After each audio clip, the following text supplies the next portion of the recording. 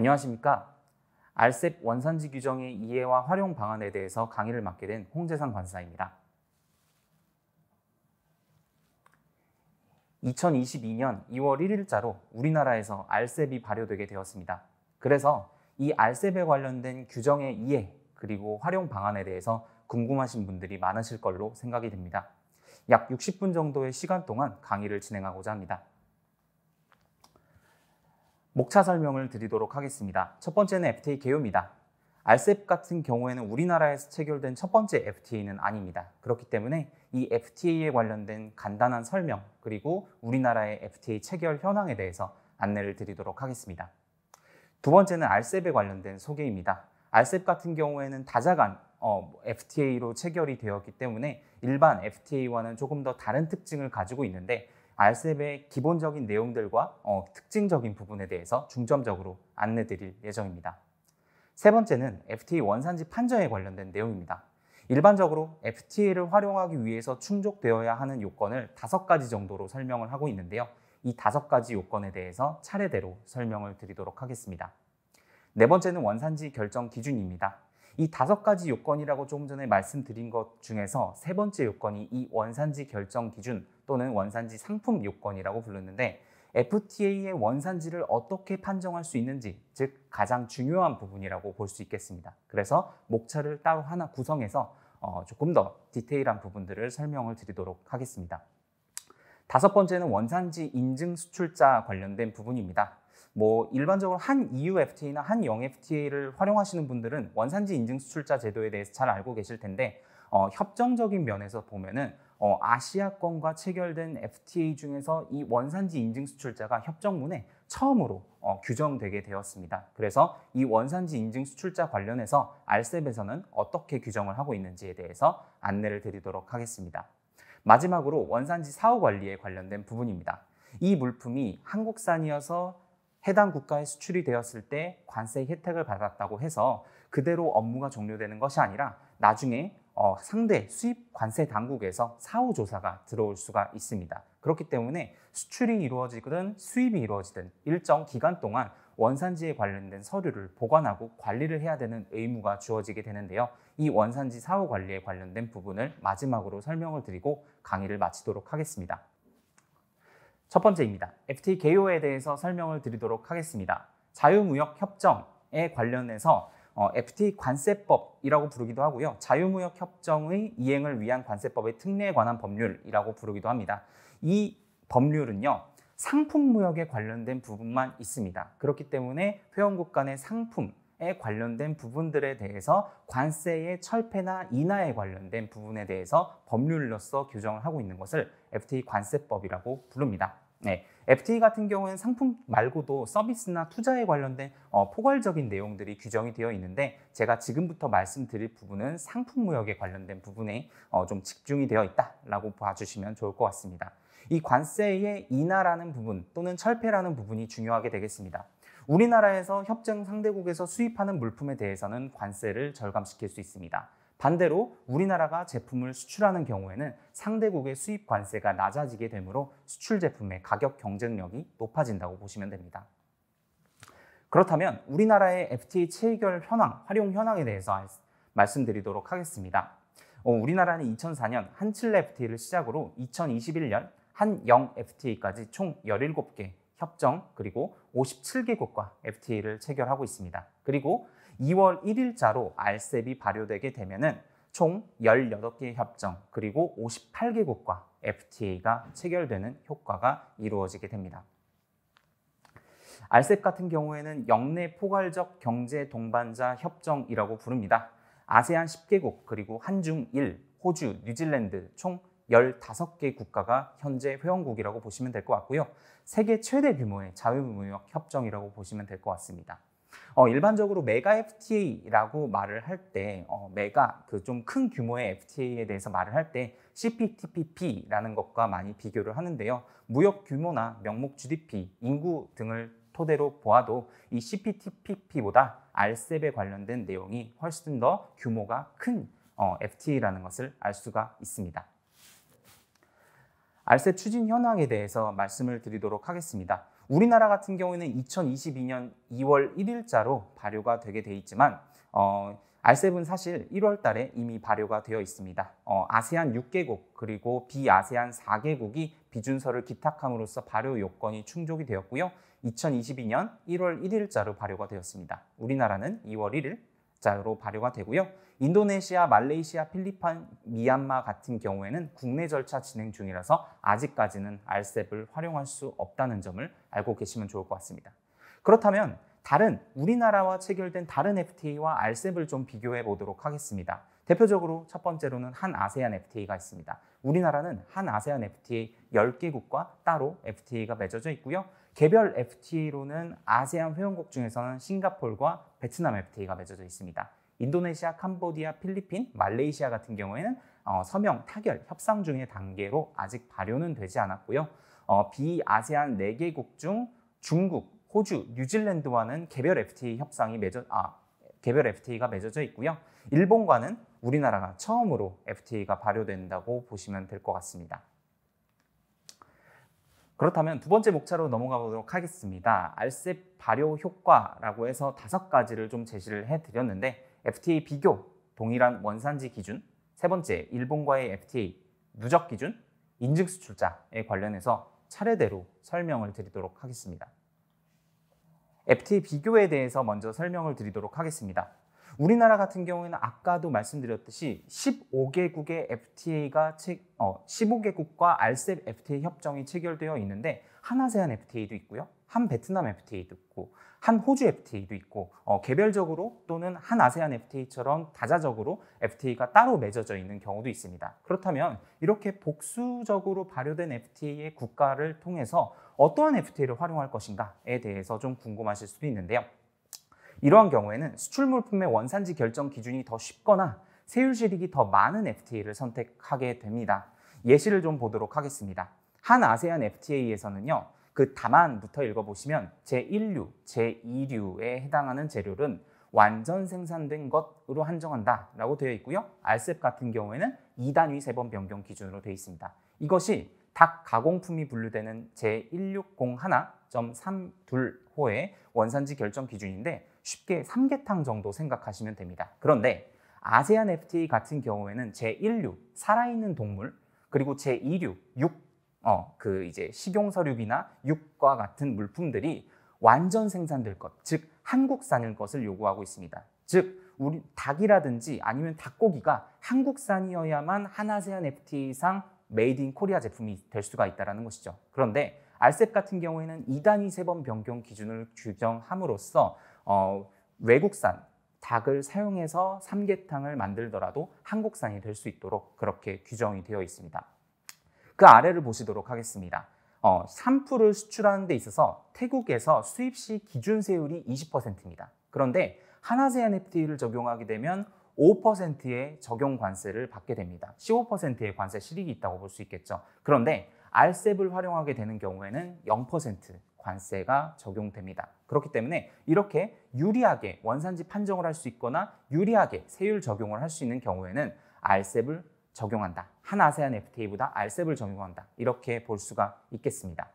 만약에 이런 활용 실익이라든지 이런 것들이 따로 구분할 수 없는 경우에는 바이어가 요청하는 FTA 원산지 증명서를 발급하는 경우가 일반적이고요. 만약에 바이어의 요청이 없다, 아무거나 발급해줘도 상관없습니다 라고 한다면 원산지 증명의 발급에 편의성이 있는 FTA를 선택하는 경우가 일반적입니다. 아세안이나 중국, 베트남, 싱가포르 같은 경우에는 세관이나 상공회의소를 통해서 원산지 증명서를 발급하는 체계를 가지고 있습니다. 이거를 기관 발급이라고 부르고요. 호주나 뉴질랜드 같은 경우에는 수출자나 생산자가 원산지 증명서를 작성하는 자율 발급 형태로 이루어졌습니다. 그런데 RCEP 같은 경우에는 기관 발급을 사용할 수도, 자율 발급을 사용할 수도 있습니다. 그래서 조금 더 편의성이 있는 FTA 원산지 증명서를 선택을 할 수 있게 됩니다. RCEP의 두 번째 특징입니다. 동일한 원산지 결정 기준 적용이라고 되어 있는데요. 지금 RCEP에 포함되어 있는 국가들 간의 FTA 원산지 결정 기준을 제가 좀 가지고 왔습니다. 제611호 95 몇 양말이 분류되는 HS 코드인데요. 아세안, 베트남, 싱가포르, 중국, 호주, 뉴질랜드가 각기 다른 원산지 결정 기준을 가지고 있습니다. 그런데 RCEP을 적용하게 되면은 해당 국가에 수출을 하는 데 있어서 저 2단위 세번 변경 기준만 적용해도 모두 원산지가 한국산으로 인정을 받을 수 있기 때문에 원산지 관리를 하는 측면에서 조금 더 편해진다는 거죠. 조금 더 실무적인 얘기를 말씀을 드리면 한아세안 FTA 같은 경우에는 1번에 있는 다만 제약 당사국의 영역에서 재단 및 봉제 방법으로 가공한 것으로 한정한다라는 규정을 사실 이 양말류에 적용을 할 수가 없습니다. 왜냐하면 양말 같은 경우에는 봉제 공정이 적용이 되지 않기 때문에 실무상으로 1번에 대한 원산지 결정 기준이 사문화되어 있고 2번에 대한 부가가치 기준을 통해서만 원산지 판정을 할 수 있어요. 그런데 RCEP 같은 경우에는 이 가공 공정, 재단 및 봉제에 관련된 내용을 삭제함으로써 세번 변경 기준이라는 것을 통해서도 원산지 판정을 할 수 있게끔 규정이 되어 있다고 보시면 될 것 같습니다. 이 부분은 원산지 결정 기준에서 조금 더 자세하게 설명드릴 예정입니다. 세 번째는 일본과의 RCEP 발효입니다. 지금 15개 국가 중에 13개 국가, 우리나라 제외하고 13개 국가 같은 경우에는 이미 우리나라와 개별적으로 FTA가 다 맺어져 있습니다. 그런데 일본만큼은 우리나라와 아직 FTA가 맺어진 역사가 없었고 이번 RCEP을 통해서 처음으로 FTA가 맺어지게 됩니다. 이거 제시된 자료 같은 경우에는요, 정부 부처에서 나온 RCEP 발효의 효과에 관련된 부분을 조금 제가 발췌를 해왔고요. 우리나라가 조금 더 협상을 좀 잘했다라는 부분으로 내용이 있으니까 참고하시면 좋을 것 같습니다. 네 번째는 누적 기준입니다. 누적 기준 같은 경우에는 물품의 원산지를 결정할 때 제약 상대국에서 생산된 원재료를 한국산 원재료랑 동일하게 간주를 하는 기준으로서 전체 FTA 협정에서 이 누적 기준이 있습니다. RCEP에서만 있는 특별한 규정은 아니에요. 그럼에도 불구하고 제가 이 RCEP의 특징적인 부분에서 이 누적 기준을 가져온 이유는 이 RCEP은 결국에 15개국 간의 FTA입니다. 즉 베트남에서 원재료가 생산돼서 중국에서 반제품이 생산이 되고 우리나라에서 완제품이 생산이 되어도 그것들이 누적 기준으로서 전체적으로 영내산 원재료로 받아들여질 수 있다는 점이 이 RCEP에서 가장 중요한 부분으로 활용되고 있습니다. 그래서 이 RCEP 회원국의 원재료를 자국산으로 간주할 수 있기 때문에 이 GVC 활성화가 가능하다고 해석을 하고 있는 것이죠. 네, 누적 기준 관련된 부분에 대해서는 실무적인 내용들과 함께 나중에 조금 더 자세하게 설명을 드리도록 하겠습니다. 마지막입니다. 기존 FTA와 RCEP 원산지 증명서 발급 방식 비교. 아까 전에도 조금 간단하게 설명을 드렸었는데 아시아권에 속해 있는 아세안, 베트남, 중국, 싱가포르 같은 경우에는 기관 발급, 뉴질랜드나 호주 같은 경우에는 자율 발급 체계로서 원산지 증명서를 작성하게 됩니다. 또는 발급하게 되고요. 그런데 RCEP 같은 경우에는 기관 발급을 통해서 원산지 증명서를 발급을 할 수도 있고요. 원산지 인증 수출자 인증 취득을 하는 경우에 수출자나 생산자가 자유롭게 원산지 신고서를 작성을 할 수 있습니다. 그래서 이 RCEP에 대해서는 둘 다 선택을 할 수가 있다라는 부분이 이 다른 FTA와의 특징이라고 보시면 될 것 같습니다. 세 번째입니다. FTA 적용 요건에 대해서 안내를 드리도록 하겠습니다. 지금까지 있었던 내용들은 말하자면 약간 인트로적인 부분을 말씀을 드렸고요. 앞으로 이 RCEP 그리고 FTA를 활용하기 위해서 어떻게 적용을 해야 될지 그리고 어떤 식으로 업무를 해야 될지에 대해서 좀 중점적으로 설명을 드리도록 하겠습니다. FTA를 적용하기 위해서는 5가지 적용 요건을 충족하여야 합니다. 거래 요건, 품목 요건, 원산지 상품 요건, 절차 요건, 마지막으로 운송 요건인데요. 이 부분에 대해서 하나하나 설명을 드리도록 하겠습니다.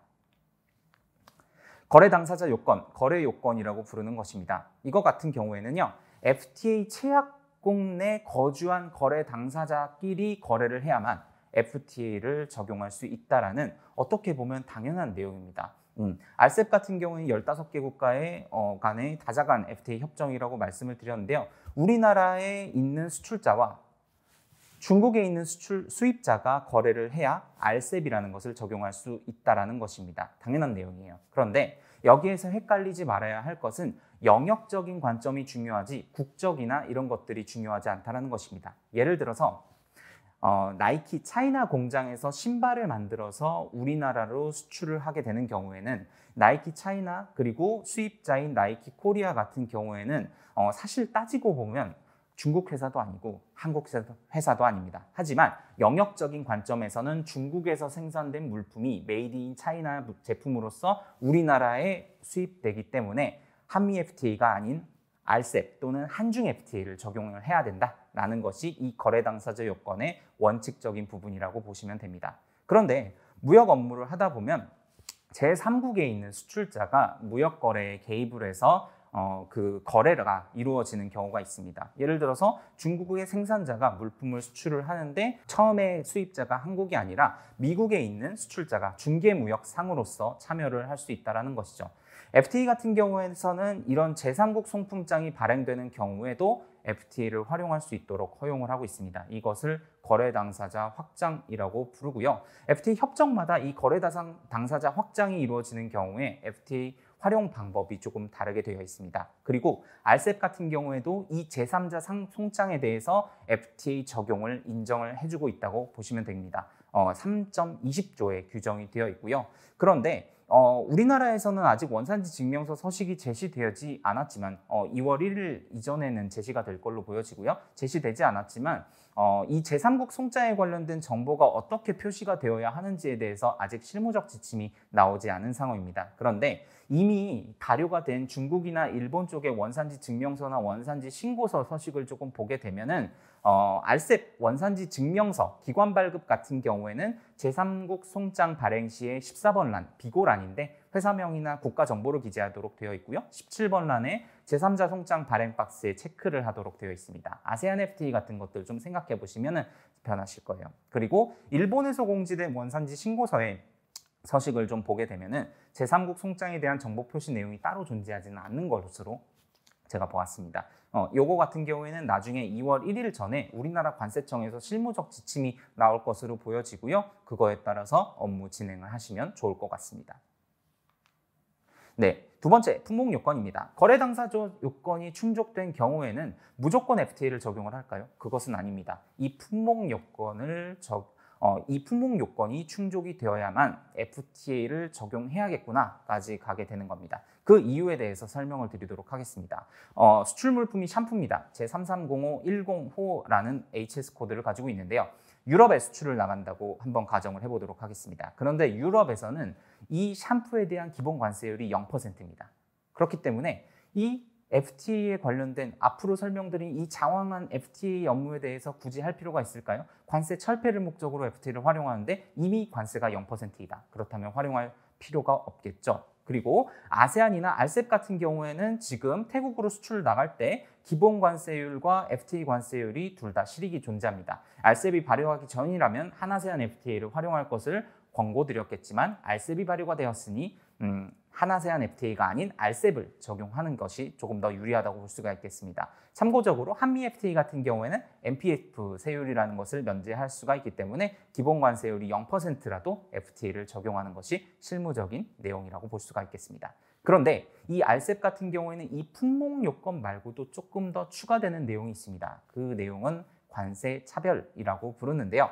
RCEP 같은 경우에 15개 국가 간의 협정이라고 볼 수가 있습니다. 그래서 우리나라 입장에서 보면은 일본에서 물품이 수입되어도 중국에서, 호주에서, 뉴질랜드에서, 아세안에서 수입이 되는 물품에 대해서도 전체적으로 관세 혜택을 줘야 된다는 거죠. 그런데 이 아세안, 호주, 중국, 일본, 뉴질랜드에 대해서 동일한 HS 코드 관세 철폐 혜택을 주기 위해서는 조금 우리나라가 모든 품목에 대해서 조금 강자적인 입장을 취해야 되는데 그렇지 않다라는 것이죠. 그래서 우리나라 같은 경우에는 수입 시 아세안, 호주, 중국, 일본, 뉴질랜드에 대한 관세율을 서로 다르게 설정하고 있습니다. 그런데 RCEP 내에서 생산이 이루어진, RCEP 내에서 누적 기준을 활용해서 생산이 이루어진 물품들에 대해서 원산지를 어떻게 측정할 것이냐, 어떻게 판정할 것이냐라는 것이 이 관세 차별의 내용의 중점적인 부분이라고 보시면 될 것 같습니다. 그래서 정리를 해보면 RCEP 내에서 물품이 수입되어 들어올 때 국가 원산지별로 관세 혜택이 다르다. 그렇기 때문에 RCEP 내에서 생산된 물품에 대해서도 원산지 판정이 필요하다. 이 물품이 한국산인지 중국산인지 원산지 판정이 필요하다는 것이 그 내용이라고 보시면 될 것 같습니다. 근데 이 관세 차별에 관련된 조항은 이 조항을 운영을 하는 국가도 있고요. 운영하지 않는 국가도 있습니다. 우리나라는 운영하는 국가로 여기에서는 미공통 양어국이라고 제가 설명을 넣어놨습니다.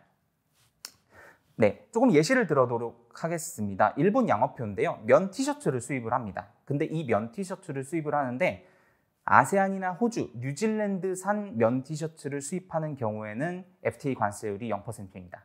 근데 중국이나 한국산 면 티셔츠를 수입하는 경우에는 발효 1년 차에는 6.9%의 관세를 부과하도록 일본에서 정하고 있어요. 그렇기 때문에 요것들에 대해서 RCEP 내의 원산지를 정확하게 판정을 하는 기준이 없다면 누구나 다 이 물품은 아세안 제품입니다, 호주 제품입니다 라고 주장을 할 여지가 있다는 것이죠. 그렇기 때문에 이 관세 차별 조항이 이 RCEP 내에서는 가장 중요한 규정 중에 하나로서 설명이 되고 있습니다. 그 아래 보시면요, RCEP의 관세 양어 스케줄에 대해서 나와져 있습니다. RCEP 같은 경우에는 1월 1일자로 보통은 이제 그 1년차, 2년차 이런 식으로 관세 철폐 스케줄이 흘러가게 되는데 인도네시아, 필리핀 그리고 일본 같은 경우에는 3월 31일 그리고 4월 1일자를 기준으로 1년차, 2년차, 3년차 이런 식으로 관세 철폐 스케줄을 조금 다르게 운영을 하고 있습니다. 일본 같은 경우에는 2022년 1월 1일자로 RCEP이 발효했습니다. 그런데 후속 연도인 2년차는 2022년 4월 1일부터 2년차가 된다고 생각을 하시면 될 것 같습니다.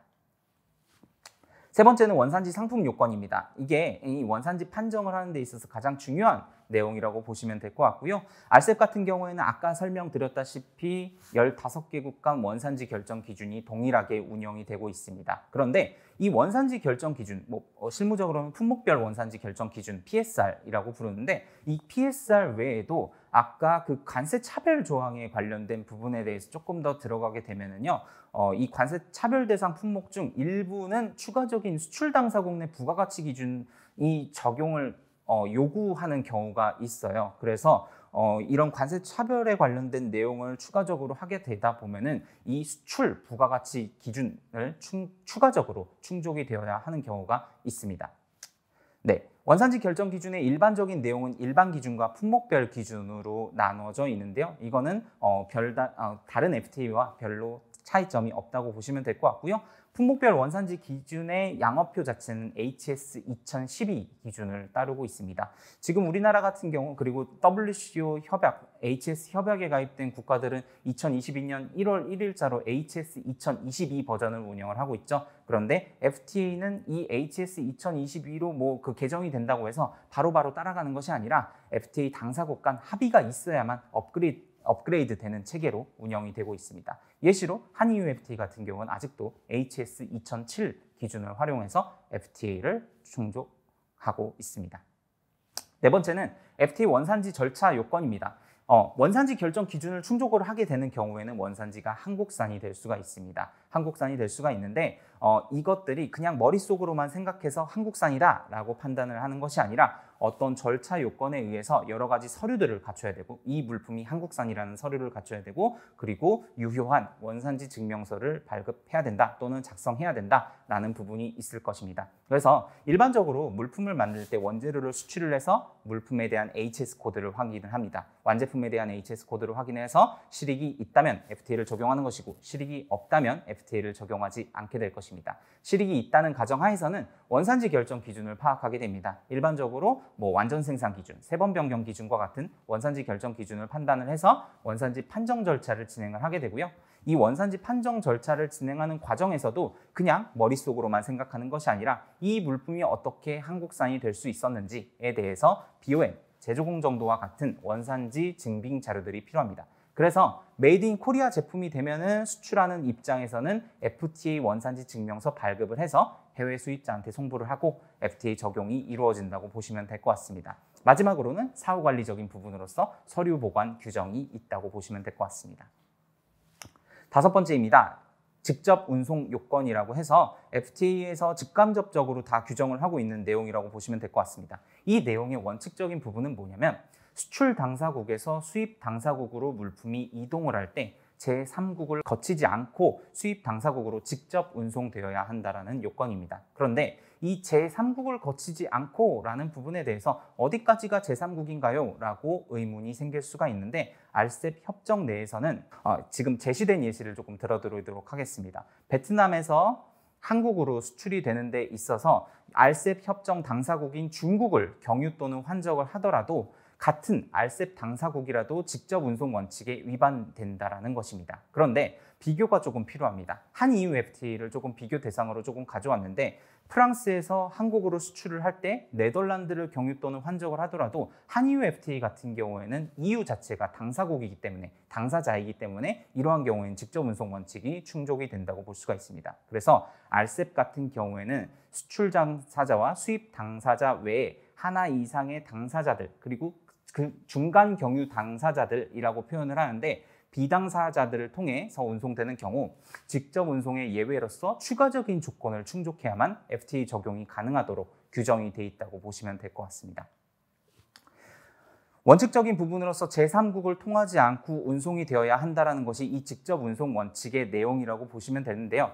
이 내용을 원칙적인 부분을 무조건 강요를 하다 보면은 물류 흐름의 흐름상 FTA를 적용할 수 있는 것들이 굉장히 활용률이 떨어지게 될 것입니다. 그렇기 때문에 이 직접 운송 원칙은 일반적으로 예외적인 사항으로서 환적 경유국에서의 작업 인정 범위 안에서 환적이나 경유가 되는 경우에는 FTA를 활용할 수 있도록 해주겠다. 라고 하는 예외적인 내용이 훨씬 더 많다고 볼 수가 있습니다. 이 직접 운송 원칙 같은 경우에는 세 가지 요건을 충족해야만 제3국을 경유해도 FTA를 활용할 수 있도록 규정이 되어 있는데요. 환적 경유국의 작업 인정 범위, 그러니까 원산지 물품에 대해서 추가적인 가공이 웬만하면 이루어지면 안 된다라는 부분들이 있고요. 세관 통제가 이루어져야 됩니다. 보통은 실무적으로는 보통 보세구역 내에 있어야 된다라고 해석을 하는 경우가 있고요. 그리고 이런 환적 또는 경유를 하는 데 있어서 별다른 일이 없었습니다라고 하는 입증 서류가 제시되어야 합니다.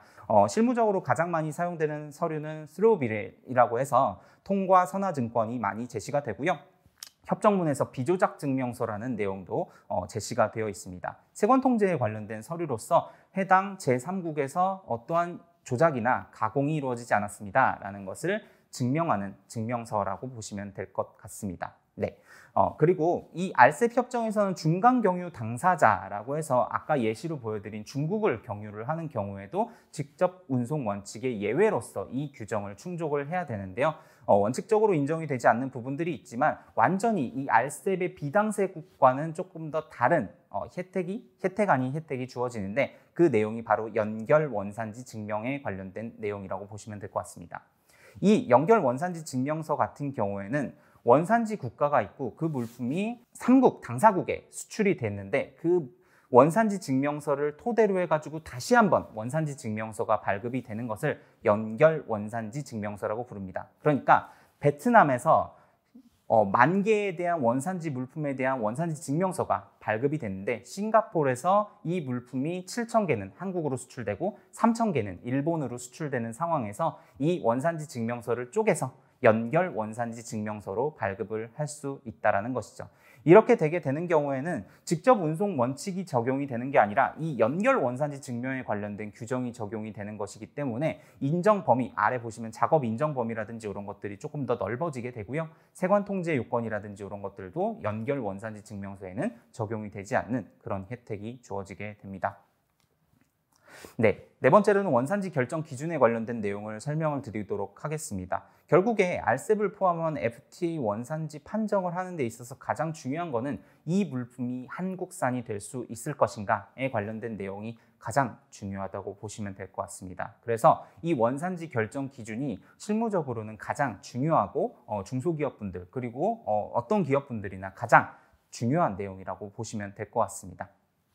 원산지 결정 기준의 기본 원칙에 대해서 설명을 드리도록 하겠습니다. 기본 원칙은 일반 기준 그리고 품목별 기준을 충족해야 된다라는 내용입니다. 기본 원칙 중에 일반 기준이 완전 생산 기준, 영내 생산 원칙, 충분 가공 기준, 직접 운송 원칙에 관련된 내용이라고 보시면 되고요.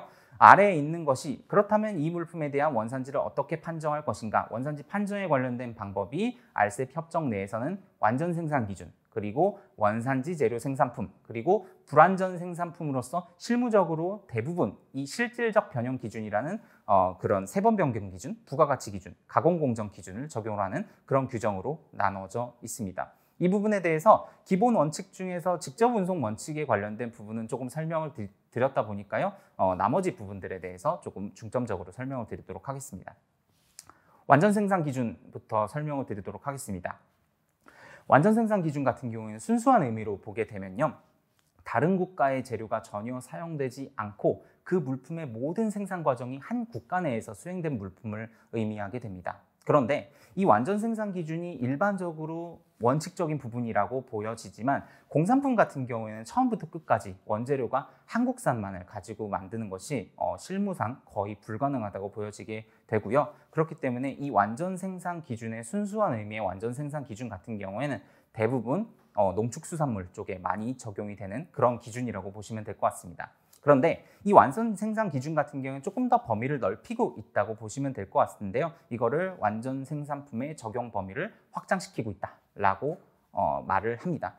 표상에 있는 가장 아래쪽의 내용을 조금 예시로 들려드리도록 하겠습니다. 완전 생산 간주 물품이라고 해서 역외에서 생산되거나 역외산 재료 또는 원산지 불명 재료를 쓴 경우에도 예외적으로 완전 생산품으로 인정해 준다라는 내용이 협정문의 내용이 있습니다. 예시로서 당사자에서의 생산 또는 소비로부터 얻어진 폐기물이나 부스러기 같은 것들이 이 폐기물이나 부스러기는 사실 원산지를 찾아갈 수도 없을 것이고요. 이 원산지가 사실 어떤 건지 정확하게 알 수 없음에도 불구하고 이것들에 대해서 그냥 한국산으로 봐주겠다라는 규정이 있다고 보시면 될 것 같습니다. 특수한 경우에 이 완전 생산 기준이 많이 적용이 된다라고 보시면 될 것 같습니다. 두 번째, 이 완전 생산품의 누적 적용이라고 해서 RCEP 같은 경우에는 한쪽 또는 양당사국이라고 규정이 되어 있지 않고요. 당사자, 파티라고 규정이 되어 있습니다. 그래서 조금 이따가 설명을 드릴 이 누적 기준에 대해서 이 완전 생산 기준에서는 적용을 할 수가 없습니다. 그래서 당사국에서의 완전 생산된 물품에 대해서만 한국산으로 인정해 주겠다라는 것이 이 완전 생산 기준의 내용이라고 보시면 되고요. 누적 기준을 적용을 해서 완전 생산 기준 비스무리하게 나온 내용들이 이 원산지 재료 생산품이라는 규정입니다. 다른 협정에서도 예를 들어서 한중 FTA에서도 이 PE라는 규정이 사실은 있긴 있습니다. 그런데 실무적으로는 그렇게 많이 사용되지 않기 때문에 그다지 이슈가 되지 않았었는데 이 PE에 관련된 규정이 이 관세처별이라고 불리는 규정과 엮여서 굉장히 중요하게 해석되고 있습니다. 이 원산지 재료 생산품이라는 것은 무엇이냐면요. 원산지 생산 재료품이라는 것은 원산지 재료, 누적이 적용됐든 적용이 되진 않았든 원산지 재료만으로 일방 또는 양당사국 영역에서 전적으로 생산된 상품을 말합니다. 예를 들어서 베트남의 원재료가 만들어졌고 중국에서 반제품, 한국에서 완제품이 만들어졌는데 베트남, 중국, 한국이 모두 당사국이고 그 원재료로만 만들어졌다면 이것이 바로 원산지 재료 생산품이라는 것이죠. 그런데 베트남에서 약간 만들고 중국에서 약간 만들고 그리고 우리나라에서 최종적으로 만들어졌다면 이것들은 과연 베트남산일까요? 중국산일까요? 또는 한국산일까요? 라는 부분이 이 관세차별 조항과 엮여서 문제가 되게 됩니다. 아까 설명을 조금 드렸지만 관세차별 조항이라는 것은 어떠한 국가에서 수입을 할 때 RCEP의 당사국이라고 하더라도 그 적용되는 관세가 다른 것을 관세차별이라고 부릅니다. 그래서 이 물품이 베트남산인지 중국산인지 한국산인지가 중요해질 수가 있다는 것이죠. RCEP 같은 경우는 RCEP 내의 원산지가 결정이 되어야 한다라고 해서 표에서 보시는 것 같이 원산지 결정 기준의 충족은 어떤 FTA에서나 다 중요하지만 이 RCEP에서는 RCEP의 원산지 국가가 결정되어야 하는 것이 가장 중요하다고 보시면 될 것 같습니다. 그래서 원산지 결정 기준이 충족된 물품이 우리나라에서 가공되어 수출되더라도 한국산이 아닌 RCEP의 어느 한 국가의 원산지 상품이 될 수 있다는 점을 알 수가 있고요. 관련된 규정에 대해서 조금 더 살펴보도록 하겠습니다. 관세차별 조항을 조금 더 살펴보게 되면요. 우리나라 이제 이미지 파일을 보시면 1번 양어표 관세차별 품목이 있고요. 두 번째는 양어표 불혹 명시 품목이 있습니다.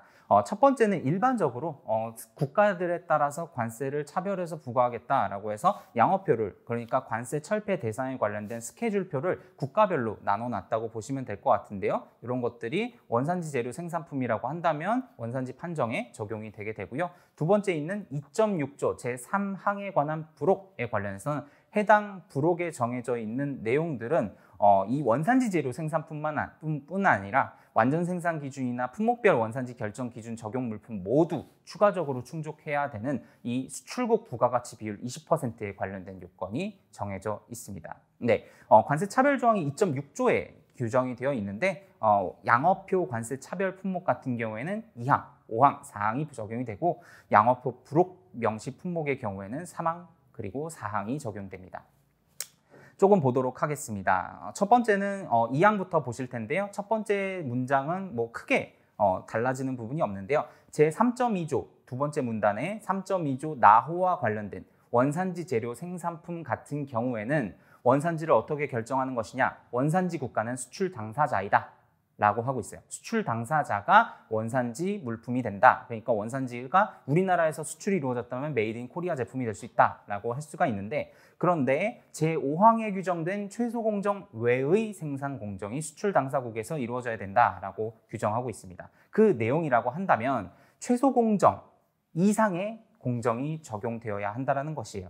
예를 들어서 우리나라에 베트남에서 물품이 들어왔습니다. 그것들에 대해서 포장만 바꿔서 수출이 나가요. 이것을 한국산으로 인정할 수 있을까요? 그렇지 않다라는 거죠. 그 5항의 나목을 보시면 운송이나 판매를 위한 상품의 포장이 되는 경우에는 이것을 최소 공정이라고 보고 있어요. 그래서 이 최소 공정이 수행된 경우에는 이것들이 수출국이 한국이라고 하더라도 이거에 대해서 메이드 인 코리아 제품으로 인정해 주지 않겠다. 즉 베트남산으로밖에 인정을 해줄 수가 없다라는 것이죠. 근데 이거 이상의 가공을 하게 된다면 한국산으로 봐주겠다라는 부분이 이 2.6조에 관련된 내용이라고 보시면 될 것 같습니다.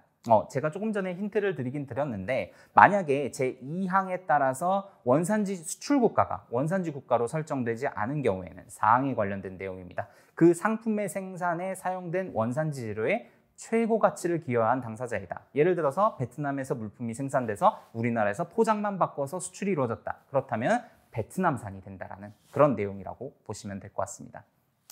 양어표 부록 명시 품목에 관련된 내용에 대해서 설명을 드리도록 하겠습니다. 네, 원산지 국가 수출 당사자이다 라는 3항의 내용은 조금 전에 2항과 똑같습니다. 그런데 여기서는 다만 그 상품이 그 부록에 명시된 추가 요건을 충족해야 된다. 즉 다른 협정, 장에서 구성하고 있는 원산지 결정 기준을 충족하더라고 하더라도 부록에 있는 그 원산지 상품 중 총 가액의 20% 이상이 추가된 당사자일 것이라는 부가가치 기준 20% 이상의 내용을 충족시켜야만 추가적으로 FTA 적용이 가능하다라는 부분이 이 양어표 부록 명시 품목에 관련된 내용이고요. 마지막으로 4항에서 그것을 충족시키지 못한 경우에 제3항을 충족시키지 못한 경우에는 마찬가지로 그 상품의 생산에 사용된 원산지 재료의 최고 가치를 기여한 당사자이다 라고 하면서 원산지 판정을 어떻게 하고, 그렇게 만약에 원산지 판정이 되지 않은 경우에는 어떤 식으로 원산지를 결정할 수 있을지에 대해서 관세 차별 조항이 나와져 있다고 보시면 될 것 같습니다. 이 관세 차별에 관련된 내용을 정리하게 되면요, 첫 번째 있었던 관세 차별 품목에 대해서는 원산지 재료 생산품인 PE에 대해서만 적용이 됩니다. 그래서 추가 공정을 수행하는 데 있어서 최소 공정 외 추가 공정을 수행하게 되면 수출 당사국이 원산지 국가가 되고요. 그게 아니라면 원재료 최고 가치 기여국이 됩니다. 그리고 민간 품목에 관련해서는 수출국에서 부가가치 20% 이상이 추가되어야 수출 당사국이 원산지로 인정을 받을 수 있고, 그렇지 않다면 원재료 최고가치 기여국이 원산지가 될 수 있습니다. 네, 관세차별 관련된 조항에 대해서 좀 설명을 드렸고요. 그 다음에 역내 생산 원칙에 대해서 조금 설명을 드리도록 하겠습니다. 이 규정은요, 어떻게 보면 좀 당연한 내용이라고 보시면 되는데요. 원산지 상품으로 인정되기 위해서 역내에서, 쉽게 표현하면 한국에서 생산이 되어야 메이드 인 코리아 제품이 될 수 있다라는 규정이라고 보시면 될 것 같습니다. 이러한 당연한 규정이 왜 있냐면 역외 가공에 관련된 규정들이 일부 협정에서 있기 때문인데요. 우리나라 같은 경우에는 개성공단에서 생산된 물품, 일부 개성공단에서 공정이 수행된 물품에 대해서 한국산으로 인정을 해주는 FTA 협정이 있습니다. 즉, 그러나 우리나라 같은 경우는 지금 개성공단이 좀 약간 폐쇄 상태로 있기 때문에 약간 사문화돼 있는 그런 내용이라고 보시면 될 것 같습니다. 어쨌든 원칙은 역내에서 이루어진다. 한국산이 되기 위해서는 한국에서 생산이 이루어져야 된다라는 것이 원칙적인 내용이라고 보시면 될 것 같습니다. 충분가공 원칙입니다. 충분가공 원칙도 어떻게 보면 가장 기본적이고 쉬운 내용이라고 볼 수가 있는데요. 어떻게 보면은 충분한 정도의 가공을 거쳐야 된다. 우리나라에서 물품이 생산이 될 때 충분한 정도의 가공이 거쳐져야 된다라는 약간 추상적인 내용으로 이루어져 있다고 보시면 될 것 같습니다. 그런데 너무나 추상적인 내용이기 때문에 아까 말씀드린 최소 공정 이상의 공정을 수행하여야만 FTA 원산지로서 인정을 해주겠다라는 식으로 RCEP 그리고 대부분의 협정에서 그렇게 정하고 있습니다. 그래서 이거 같은 이 충분 가공 원칙 같은 경우에는 원산지 결정 기준을 충족한 경우라고 하더라도 협정에서 정하고 있는 최소 공정에 관련된 내용에 해당된다라고 한다면 이 물품이 품목별 원산지 결정 기준을 충족했다라고 하더라도 원산지를 한국산으로 인정을 해줄 수가 없다라는 방어 장치를 만든 내용이라고 보시면 될 것 같습니다. 네, 이제 원산지 결정 기준에 관련된 부분으로 넘어가도록 하겠습니다. 가장 중요한 부분 중에서 품목별 기준에 관련된 내용이라고 보시면 될 것 같습니다. 실무적으로는 이 원산지 결정 기준 중에서 이 품목별 기준에 관련된 내용이 가장 중요한 그리고 가장 기본적인 내용이라고 보시면 될 것 같습니다. 그 중에서도 가장 많이 활용되는 세번 변경 기준입니다.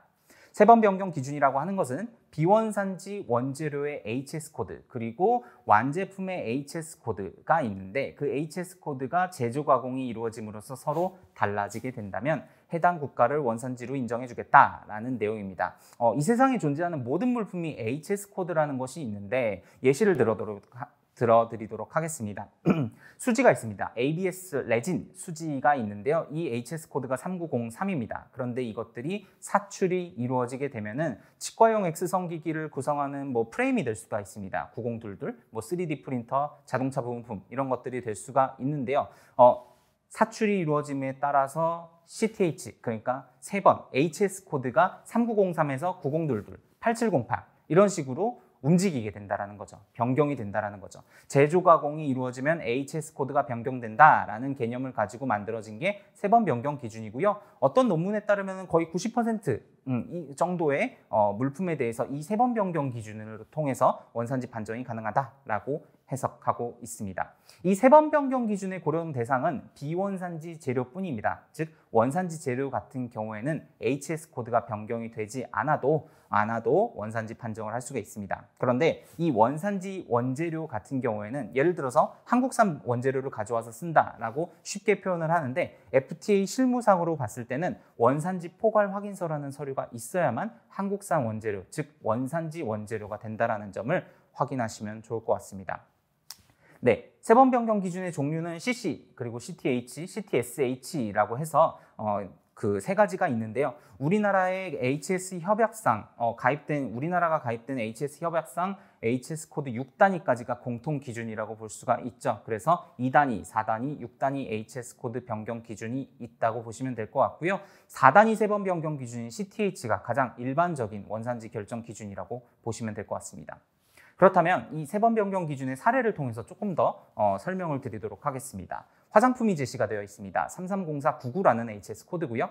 적용할 원산지 결정 기준은 4단위 세번 변경 기준입니다. 그리고 원재료가 5개가 있고요. 네, 그렇게 된다면 완제품의 HS 코드가 330499인데 그 중에서 4단위 세번 변경 기준을 적용을 하게 된다면 뒤에 2단위를 빼버리고 앞에 4단위를 비교를 해서 서로 HS 코드가 다르다면 원산지를 한국산으로 인정해 주겠다라고 하는 것이 세번 변경 기준의 내용입니다. 그래서 물 2201, 2905, 1520, 1302 그리고 2909가 완제품인 화장품의 HS 코드 3304와 다른 HS 코드라는 걸 확인할 수가 있고 그것에 따라서 모두 HS 코드가 변경이 되었기 때문에 한국산이 충족이 된다라는 것이 이 세번 변경 기준이라고 보시면 될 것 같고요.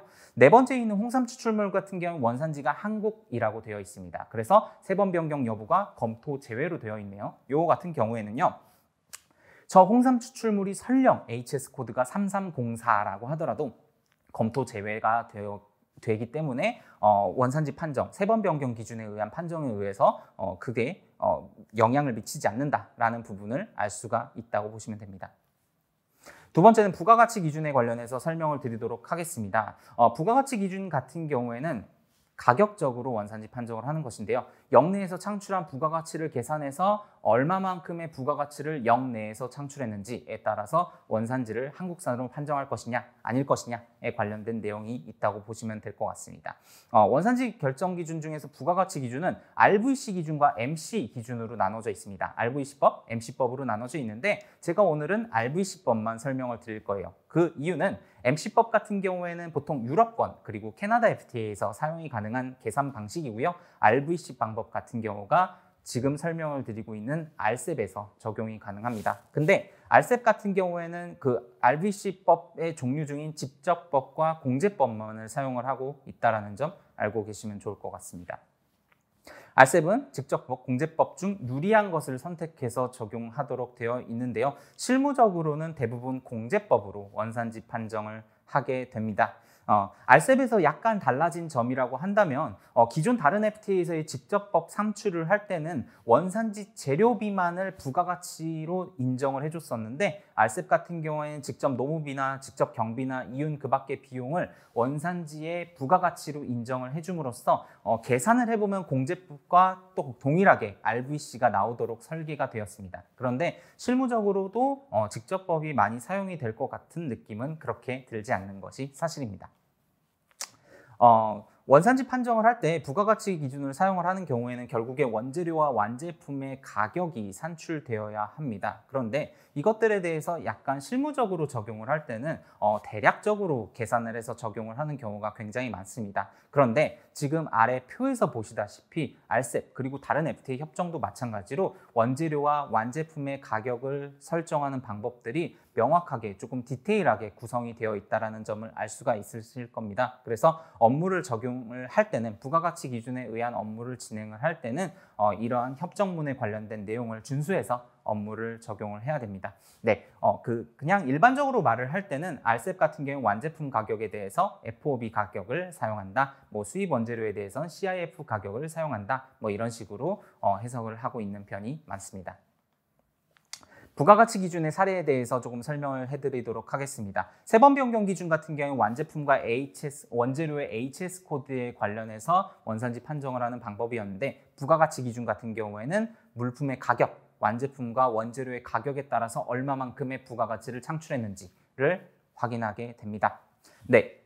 트레드밀, 러닝머신이라고 많이 불리는 물품이죠. HS 코드 95069 HS 코드인데 이 물품에 대해서 RVC를 적용을 해보도록 하겠습니다. 부가가치 기준 그 중에서도 BD, 빌드 다운이라고 해서 공제법을 적용을 해볼 텐데요.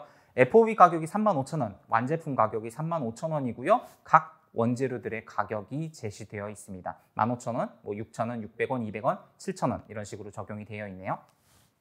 네, 그런데 이 물품에 대해서 지금 공제법을 적용을 하는 경우에는 상품 가격 마이너스 비원산지 재료의 가치 그를 다시 상품 가격으로 나눠주게 됩니다. 그래서 좀 전에 보셨듯이 상품 가격, FOB 가격 기준으로 35,000원이었고 비원산지 재료의 가치라고 해서 역외국에서 RCEP이 아닌 역외국에서 들어온 물품 또는 원재료가 원산지가 미상인 물품에 대해서 이 비원산지 재료비로 책정을 하게 됩니다. 그래서 모터 아세이가 분류되는 15,000원, 본체 케이스 6,000원, PCB 600원까지 해서 총 21,600원이 비원산지 재료의 가치가 됩니다. 그런데 RVC 40%라는 건 40% 이상의 역내 부가가치가 창출되어야 하는데 지금 계산을 해보니 38.29%밖에 안 나옵니다. 한국산이 되지 않는다는 의미이겠죠. 그래서 이 같은 경우에는 지금 부가가치 기준을 통해서 원산지 판정을 해봤을 때 한국산이 되지 못했다라고 판단을 할 수 있는 것입니다.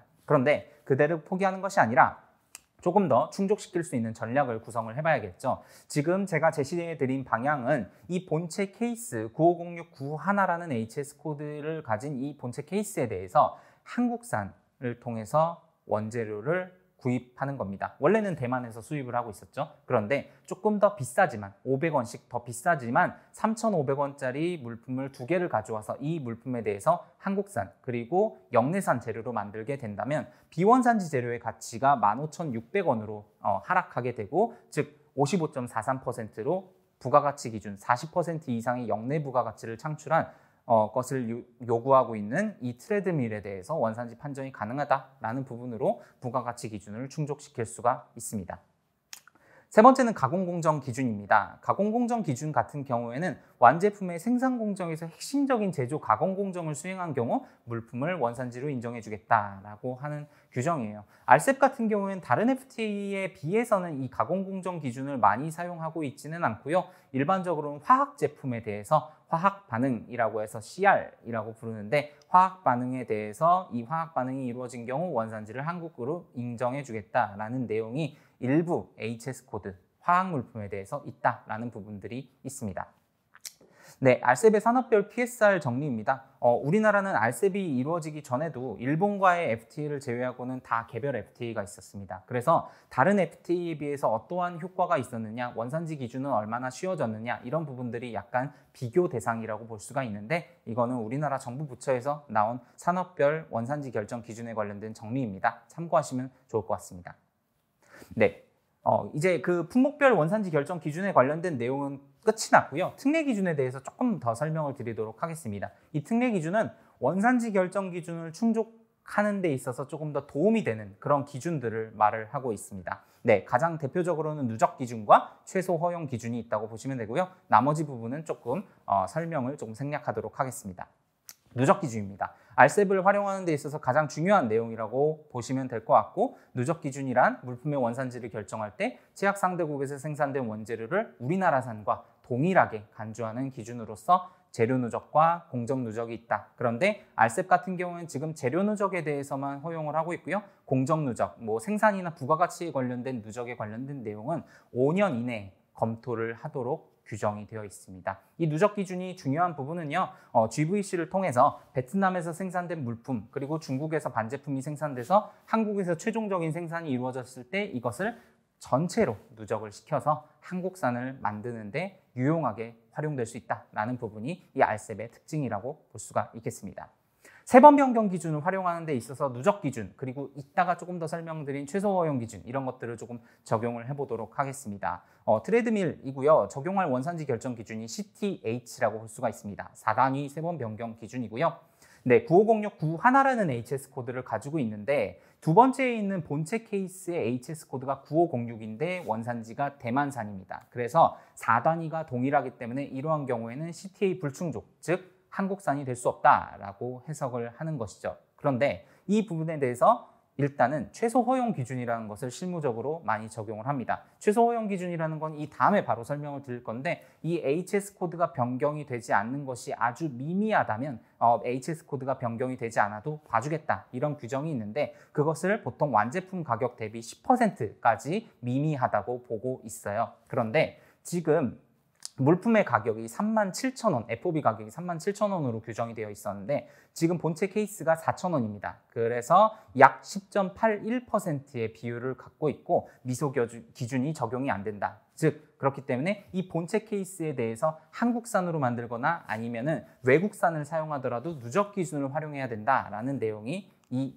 문제의 이슈입니다. 방법은 두 가지입니다. 아까와 동일하게 원산지 포괄 확인서라는 것을 수취해서 이 본체 케이스를 한국산으로 만들어주는 거예요. 한국에서 만들어진 원재료를 사서 원산지 포괄 확인서를 받게 되면 한국산이 됨으로써 검토 제외가 됩니다. 두 번째는 원산지 증명서를 수취해서 누적 기준을 적용을 하는 방법입니다. 이 물품에 대해서 중국에서 본체 케이스를 들여오게 되면 RCEP 원산지 증명서가 구비된 중국산 물품을 들여오게 되면 이것을 누적 기준 적용해서 HS 코드 검토 제외 대상으로 만드는 것입니다. 그래서 중국산을 통해서도 누적 기준을 활용해서 한국산 원재료와 동일한 효과를 볼 수가 있다는 점이 이 누적 기준의 가장 중요한 내용이라고 볼 수가 있습니다. 네, 최소 허용 기준, 미소 기준에 관련된 내용입니다. 조금 전에 사례를 통해서 잠시 설명을 드렸는데 어떤 물품의 생산 과정에서 사용된 재료가 아주 미미하지만 HS 코드 변경이 이루어져 있지 않았을 때 이것을 봐주겠다. 즉, 그 전체가 HS 코드가 변경된 것으로 간주하겠다라는 내용이 이 미소 기준에 관련된 내용입니다. 네, HS 코드 9506이 완제품이고 커버가 9506 91라는 HS 코드를 가지고 있습니다. 4단위 HS 코드가 변경되지 않았기 때문에 한국산 충족이 원래는 불가능하다라고 해석을 할 수 있는데 FOB 가격이 지금 1,000원으로 제시가 되어 있고 커버의 가격은 70원으로 되어 있네요. 단순 계산을 해보면 7%라는 이제 계산이 나오게 되고 10% 이내이기 때문에 미소 기준 적용을 해서 원산지가 충족이 될 수 있다라고 해석을 할 수가 있습니다. 이 최소 허용 기준 같은 경우에 일반적으로 10% 정도의 가격 기준을 가지고 있는데 일반 품목군 그리고 농축수산물, 섬유류에 대해서 조금 상세하게 나눠져 있습니다. 그런데 RCEP 같은 경우에는 이제 섬유류 그리고 일반 품목에 대해서만 기준이 나눠져 있고 섬유류에 관련해서는 중량 또는 가격 기준을 사용해서 10% 이내라면 봐주겠다라는 규정이 있다고 보시면 좋을 것 같습니다.